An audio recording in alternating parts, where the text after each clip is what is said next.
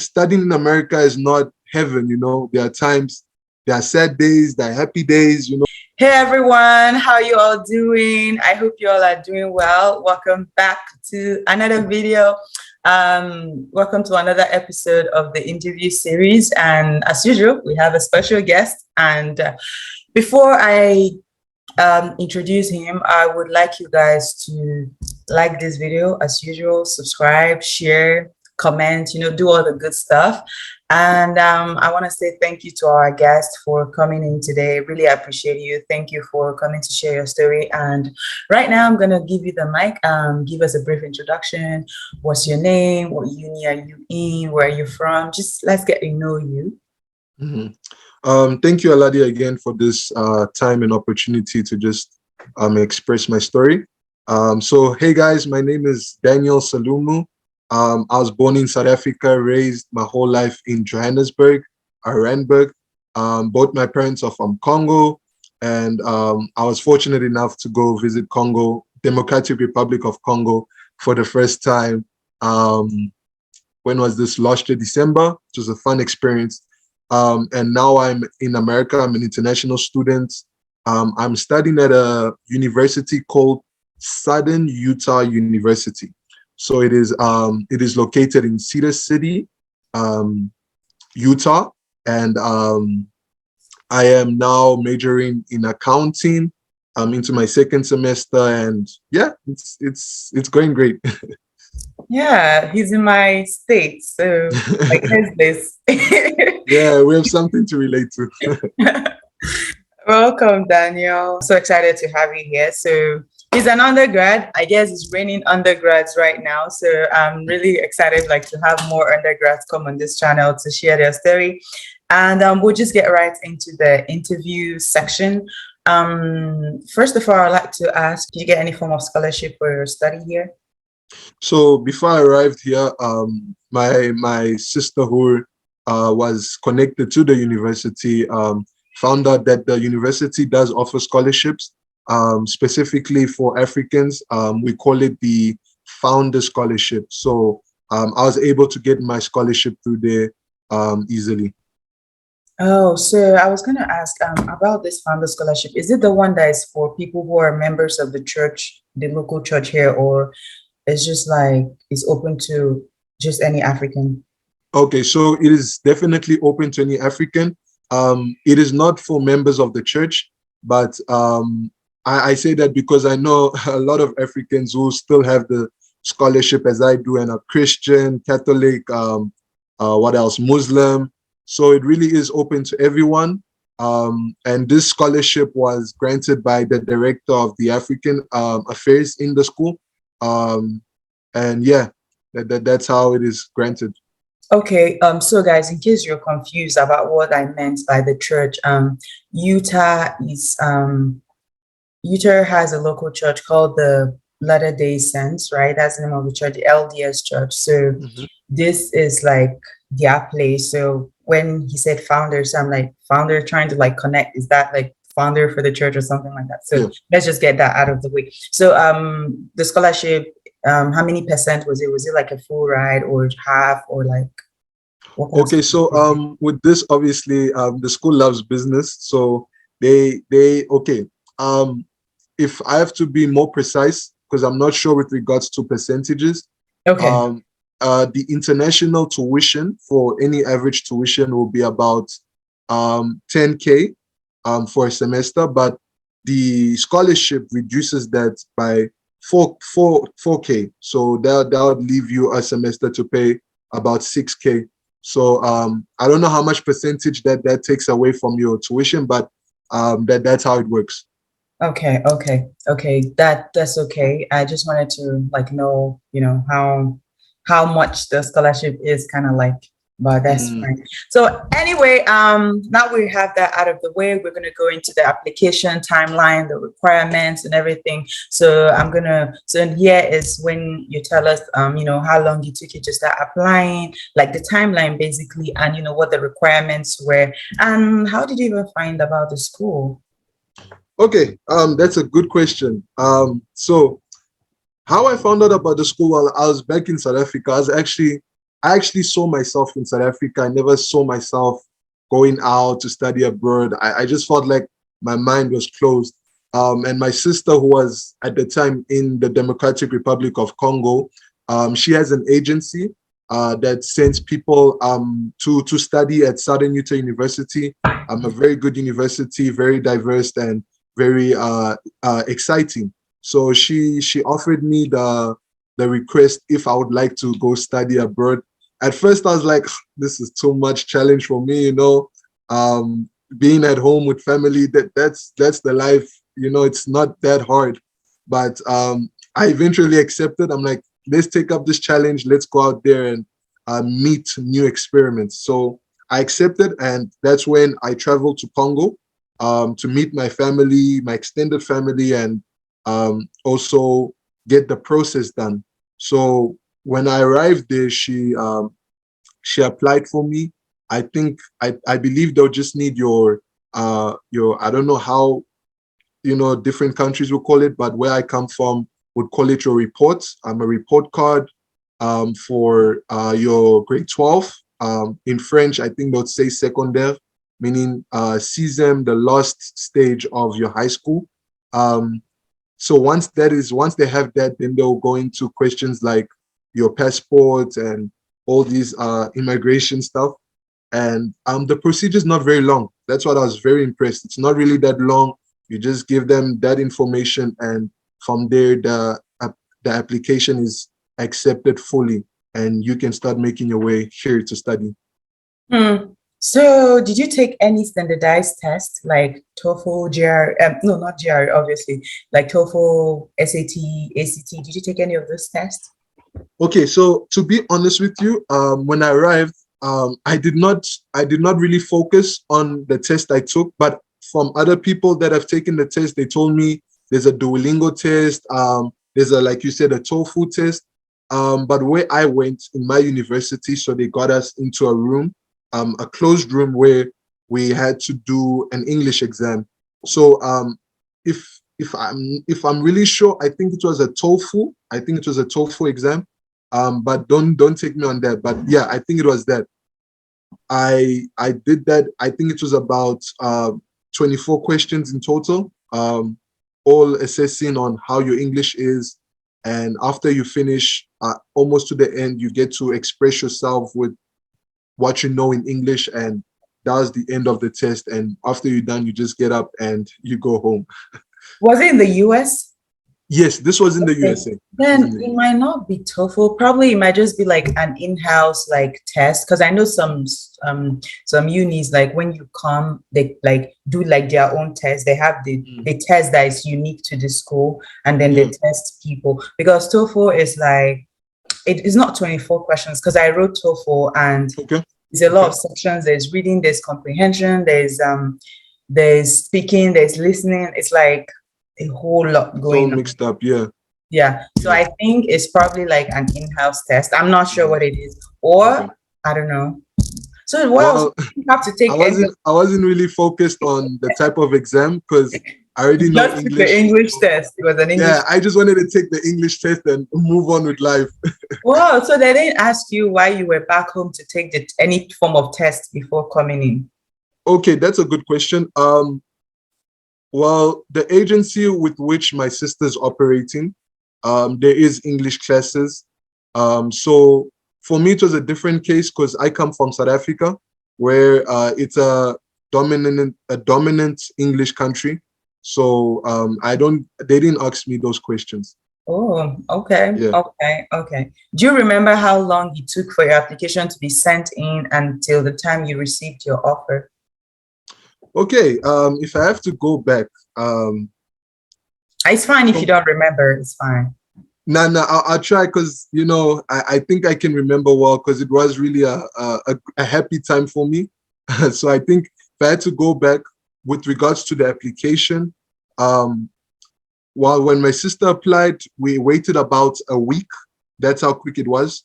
I heard for other universities you wait about 2 or 3, but like for this one, they really did get back. I waited about a week to get what we call an F1. I think I've forgotten the name. Mm. Well, but yeah, I know what you're saying, but I You can't. know what I'm talking about? Yeah. So I waited just about a week to get that F1, and I remember it was an I-20, the I-20. I-20. Yes, yes, that's what I'm talking about. So I remember it was an excitement in the house. Oh, Daniel, you're going to America. So it was very quick, but what brought it down was just the interview. So I'm like, I still have to do an interview. So yeah, that's how I remember it. Okay. So from your application process, like what do you think, or what do you think like set your application apart?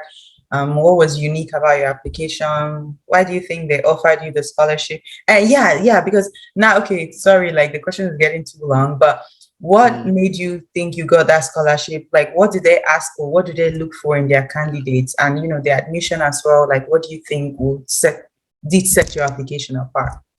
Okay, I love that question. So what they want to know is, before you apply, okay, from where I come from, we call it, there are three levels with regards to your report. There's a diploma, a bachelor's, and a high certificate. So in that case, I will convert that to percentages, right? So a bachelor's is the highest achievement for your report.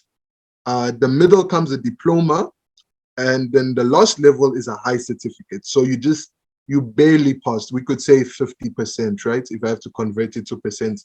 So what they're looking for is a bachelor's pass. Well, this with regards to the South African standard. I'm not sure about other African countries, but from Congo, you're gonna need about a 60% pass rate in average with regards to all your subjects. You need an average of 60% to acquire the scholarship. So if you get below that, you are then considered not eligible for the scholarship. But I believe that it's a very fair agreement, because I mean 60% really is a good percentage to get. So I think that's how I got um, my scholarship. Okay, so but for the admission, do they also look at the percentages for what you just mentioned, like the bachelor's diploma and high star? Do they also consider that for the Yeah. admission, or is So just what they do, they see your report. You just send in your report with all your percentages, and I don't know how, but they convert that to the American standard. So once they've converted that to the American standard, they are now eligible to know whether you can acquire the scholarship or not. So that's how they work there. okay, okay. Mm. So the scholarship, like, I know you said like the tuition is about like 10K, and you Mm. pay like 6K, and they like cover like 4K. So is that the standard scholarship, or like some people get more than some people, or that's just a flat rate for everyone who gets the scholarship? Do you have any idea? Okay. With regards to that, from the people I know, except if you like an aviation student, if you wanna, fly planes, that's where obviously your tuition is gonna be a little higher, minus the scholarship. But as a standard, that is a standard for all African students. For everyone, as long as you're an African student, international student, then you are fine. Okay, okay. Thank you for that. And I would like to ask, are there other like scholarships on campus that you know of, or this founder scholarship is the only one you're aware of?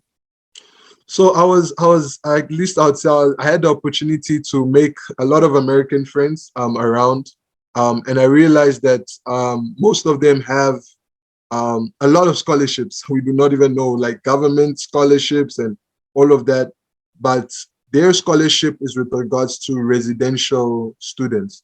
So unless you a residential student, you can't get those scholarships. But for international students, there is only one scholarship that you get, unless the government decides, your government from your country decides to sponsor you. I already know three students who are from Congo, and about seven students who are from Ivory Coast. And the government is paying everything for them. They're not paying for anything. So unless you have some financial support from your government as well, then that's okay with you. Okay, okay. Mm. Thank you. So, at this point, is there anything you want to add before I move on with the other question? So just to clear up the confusion out there is obviously when you come to America, because this is how I was, um, you don't jump straight into university. You do not jump straight into university. They are very strict onto what you know, and they need to know whether you know English. They need to know whether like here there's a thing called Alex. I don't know if you know it, Aladi. What's Maybe that? an Alex math test, Alex placement test. No, I don't think I know that one. Okay, so when I arrived, there's something that a software that I had to do in order for them to choose what math they'll put me in. So you come from Africa, you like, I know math, and then you come here, you still have to do a math test to choose your level of math. So if it was a long time that you haven't done math and you come and you do maths, they might put you in the lowest math, and you're just gonna have to humble yourself and start from the bottom again. That's a lot of things people don't know about. Wow. So Yeah. like, because I know maybe is this specific to, I don't really know a lot about undergrad stuff, but is this specific to Southern Utah University? Because I know some schools like they make the students take this SAT from home, and SAT, I know they have math and they have English in it, so they kind of like, get your score before you Yeah. come. Before you go, So yeah. I don't know, maybe other schools like, do things in different way. But yeah, so what we're saying, at least for what he's saying right now, is what happens in Southern Utah. Yeah, in Southern Utah only. Yeah, Yeah. we don't know of other unis because every Yeah. school is unique. But yeah, so if you're thinking of applying to this school, so I think you should start working on your math Yeah, so definitely. that. Definitely. Well, do they do that for that English as well? Because I know you mentioned something about English, taking the English test, Yeah, like, they definitely do that for English. They do okay, that for English if you from a French country, or should I say if you like you yourself, if you're from Nigeria, because I know one Nigerian, he came and he did the test and was put straight into university. yeah, But if you like from a French country, maybe you're not sure of English that much, you join and there are 6 levels. Once you do the test, there's 6 levels. The first level is obviously you're not sure about English, anything, you got to start there. Then there's all these levels you have to go through. Once you get into the 6th level, then and you pass, then you are more eligible to get into the university. So it's a whole procedure before you start. It's not something you just come in and start. But yeah, that's how it works with Southern Utah. I'm not sure about the other universities out there. okay. Now I'm going to ask, those levels, like how long do you have to be in them before Mm, getting to uni finally? perfect. That's a good answer. So what you have to do is okay, I'll use an example. Let's say you do not know English. So you come into SUU and you are given level 1. So in that level 1, that is like for almost one semester. I don't know about the other states, but I think one semester for us is like 4 months. So in those 4 months, there are 2 sessions. If the first 2 months you do well, then you're gonna be moved up level 2. So in that level 2, you do another session, and that's how it works every semester. So you could say if you actually did well for all your work in the English, you would probably do about three to 4 semesters before you start university, because it's a process. It's nothing you can just jump over. Okay, I guess this will be mostly for people. It will take more time for people that really don't have any experience with English, I think. So if Yeah, you're from an English speaking country and you've been speaking English all your life, I yeah, think this shouldn't be too much of a hassle, right? yeah, yeah. Yeah. That's true. And You for just jump this level thing, and I know like you're gonna pay more money, right? You're in. gonna Yes, that's you're true. gonna pay That's money for it. Is the Yeah. scholarship going to take care of any part of it, or you're just gonna pay for from out of pocket all of them? So the scholarship only starts to apply when you start university. So OMG. so when from level 1 to level 6, that is up to you to pay. But obviously, I've spoken with other international students to know how do they charge you? Do you find it, strict, or is it fair? And they'll tell me it's a fair price and it's not bad. You would have to see for yourself if anyone is interested in getting into Southern Utah University, how they charge there. But from the stories I heard, they say it's not bad. It's actually a good price. Okay. Okay. I guess good price is also relative, but that's okay. Mm. So I'm gonna ask for your visa interview experience. How was it? I know you said you were in South Africa and you had to move to like Congo for your Congo. admission stuff. So Mm. how did you navigate the visa experience? What was your experience like, the application and the interview? Yeah. So for this process, this was the very complicated process for me because you get accepted to the university, but you can't go to America yet. So you're excited, you jump in, but you still can't go to America. So you need to go do that interview. So in my case, I had to go to Zambia to do my interview because in Congo, there's a place called Lubumbashi. That place, there was no embassy. So I had to travel again back to Zambia, do my interview. So when I went there, I was with two other people, and it was a girl and a boy. So the girl and I went on a Monday. I'm not sure if it's true, but they say if you're gonna do your interview dates, go on a Monday because the I don't know how you call them. The visa, the VOs, I The think. VOs, yeah. The VOs are happy. They just woke up. They started a week. But if you're gonna go on a Thursday or a Friday, they kind of tired. They're worn out, and it's gonna be kind of hard to get into that. So we were fortunate enough to go on Monday. I and the girl. It wasn't bad. Like I thought I was gonna come in and some old lady was gonna look at me and be like, "Why are you going to America? Why America?" But it was actually a nice guy, and he didn't give me so much eye contact as I was talking to him, but in my head I just wanted that visa and then to leave. So he would just ask questions like, so why did you choose why do you want to go study in America? He asked me why Southern Utah University, and they even go deeper than that. They ask like, who are your parents? How many siblings do you have? um, they also do ask on financial evidence like budget, your budgets and all of that. But what really got to me was that they are actually very nice people. They are not as I'm speaking for my case. I didn't see an old lady waiting to shout at me for going to study in America. Just such a friendly person, and yeah, that's how my visa went. I got accepted. I think he took a stamp and he stamped it on the application type of thing. And also the girl got accepted. But now the guy, he had to go on a Wednesday. So when we came, we told him the news. He was like, "Oh man, I feel so stressed right now. I feel so stressed."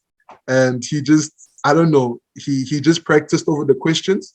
And advice I can give you is practice over the questions, watch YouTube channels like Aladi-Ada Akoh's channel. And that's what I did, and other channels. And you'll get a better view of what to expect, how to answer your questions, and you might be more likely to get the visa at the end of the day.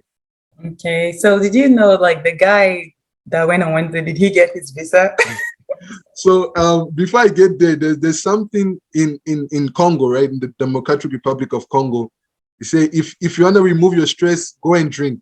So the guy, I was unluckily, I was his roommate for that time, and he drank about 12 bottles just to get himself out of that stress. It's very stressful, because how people make it sound like it's like you're going into hell or something like that. So at the end of the day, he just practiced over the questions. I think at the beginning of your channel, I just showed him some of the videos you posted about your interview dates, other international students, and he felt confident the next morning. So he went in like a boss, answered the questions, and came out. He did tell us that he didn't get the visa just to scare us. We are about to cry for him, but He's like, I got it. So Oh, that's yeah. the fun thing. So I guess any day you go, you still just be prepared. It doesn't matter. Yeah, Like, I guess. yeah, that's true.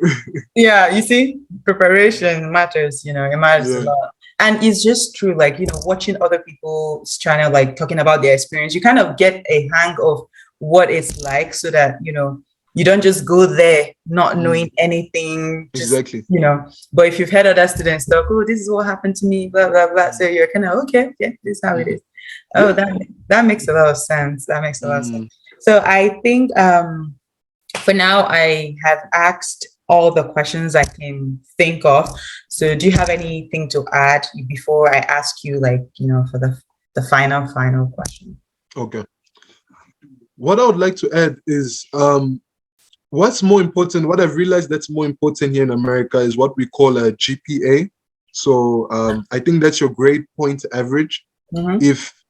If as an international student, if you come into America, it's not like the movies where people just get an A plus or A minus. No, like you have to work for it. You have to work for it.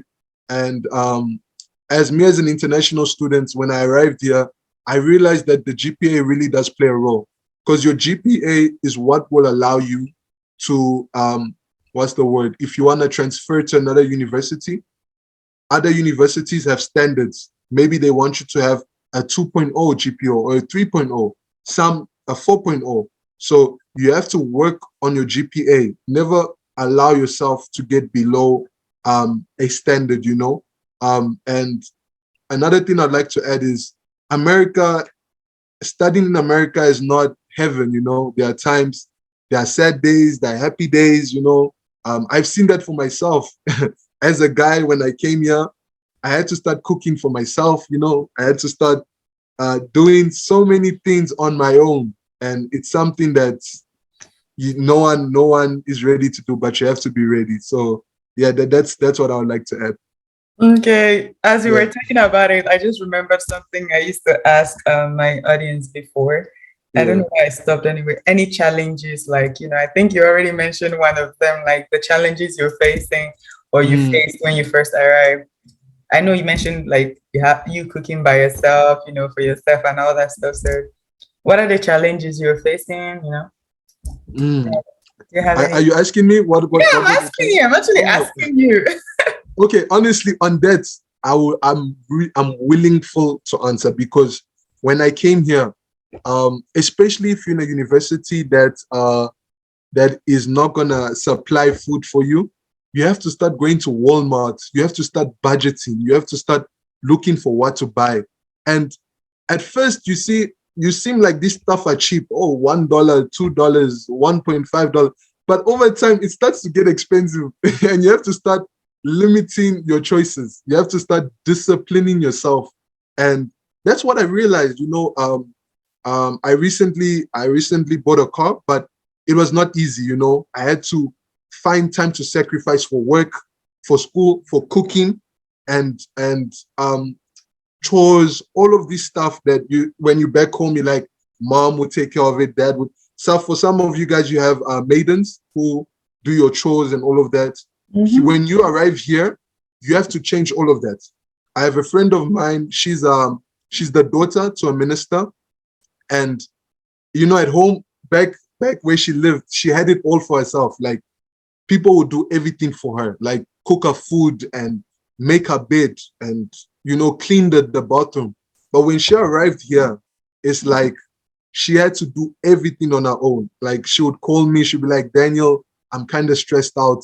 I've just been overwhelmed. I just want to go back home for a week. So I want to just let people know out there, America is a great place to study. The academic system is great. Like I felt like for me back in Africa, I was being blocked every time I would learn something. But here, the learning culture is so nice. You can learn things well, you can do things well. But another thing you have to put in mind is your responsibilities and your independency. You have to be independent. You have to make your own choices. For me, there are certain things I can do. So as a Christian, maybe I can't do this, but you're out in the world now. You're exposed. You need a For the freedom.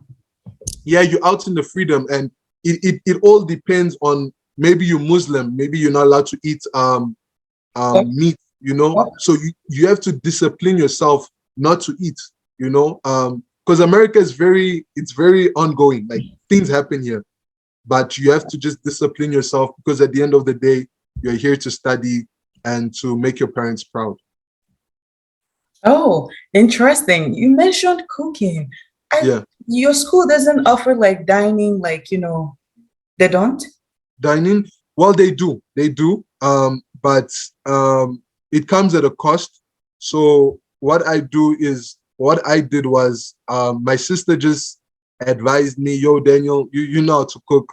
I'm like, yeah, I know how to cook. She's like, then go. But if you want to do dining, it's available. The school offers dining preferences. I actually work at the dining. I actually give out food to the people. Yeah.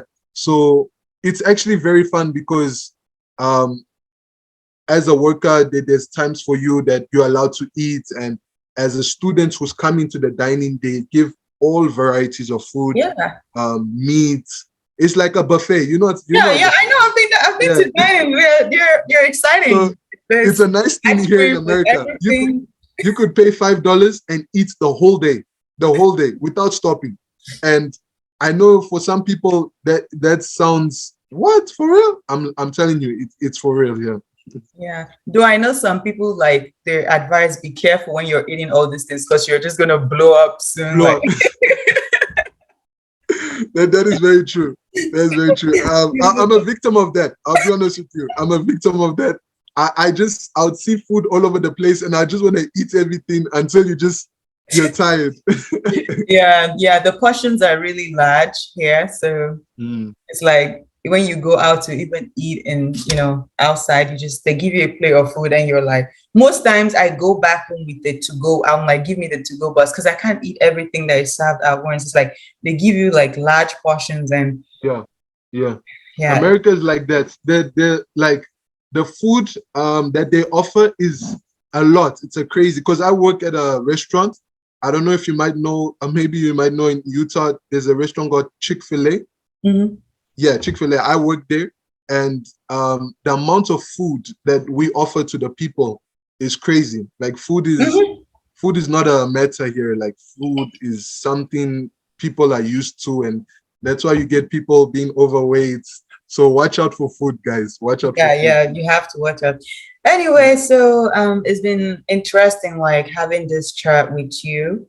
I know you've already like officially answered kind of this question, but I still wanna, or would I say you've unofficially answered, but I want to still officially ask as a tradition, like any advice for your viewers, people watching Mm, you, do you have anything to tell them, any word of encouragement? And yeah. yeah. So to the people watching out there, I feel like when you come to America, don't have expectations. Like, don't expect. Just research. Do your research. Find out what is it like out there. Especially if you want to go study abroad. Always try in advance. Try know where you're going, because once you arrive, you are definitely on your own. Like, I live by myself, and I've never had that experience of being able to maybe wake up, take the car out, and go out somewhere. No, because before I was just back home, and things were being done. But here you need to make the choice. So before you arrive, I advise you guys to just have an image of what you're coming to, because in America you will find different types of people. Utah is a place for friendly people. I've noticed you would get a random stranger just smile at you and say hi. I don't know how it is where you are, but here there's people who are very friendly. So from Africa, maybe where you from, it's not that friendly. You're like, why is this person smiling at me? Why are they greeting me? But that's what we call culture shock. You have to adjust to the culture shock here, because there are different types of people. You'll get people who are not as friendly. You'll get people who are friendly.